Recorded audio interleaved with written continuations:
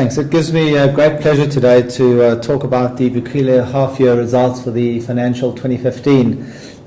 We have delivered a 7.8% increase in growth in normalised distributions for the period, which is very much in line with our guidance to the market of growth of between 7 and 8%. The results are characterised by a very strong operational performance, with like-for-like net property revenue growing by 7.9%. One of the key features of this result has been our reduction in vacancies, which has been achieved in the face of a tough market environment. Vacancies decreased from 6.5% to 5.4% at the half year, and in fact have decreased even further post-year end and are currently sitting at around 4.2%. And that has been a really tremendous performance from our team. We're also able to deliver positive reversions across the entire portfolio. On average, the portfolio showed a positive reversion of 7.3%, but the star performer was our core retail portfolio, which had reversions of 9.4%. So on the whole, a very strong operational performance, and we're delighted with the performance of the portfolio for the 6 months. In terms of our gearing, we're adopting quite a conservative approach at the moment. We still feel that there is some upside risk to interest rates. We've lowered our gearing to 23.6%, of which 90% of that is hedged. And that is, I think, characteristic of Vukile. We're always going to take a more conservative route in terms of our gearing percentages and making sure that we are hedging out as much interest rate risk as possible. In fact, for the period under review, the cost of extending our swaps to get a longer duration will come at a cost of around 3.9 million in this current financial year.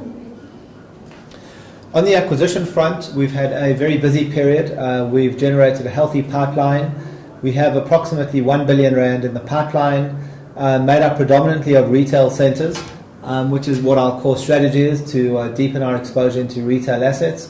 And these are all deals where we have signed sales agreements. We're currently busy with due diligence and also require competition authority approval.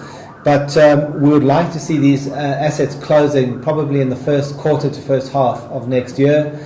And these include shopping centres in Queenstown, in Moruleng, in Shoshanguve, as well as an industrial portfolio in Silverton in Pretoria. Vukile has also had a very busy time in looking at Synergy.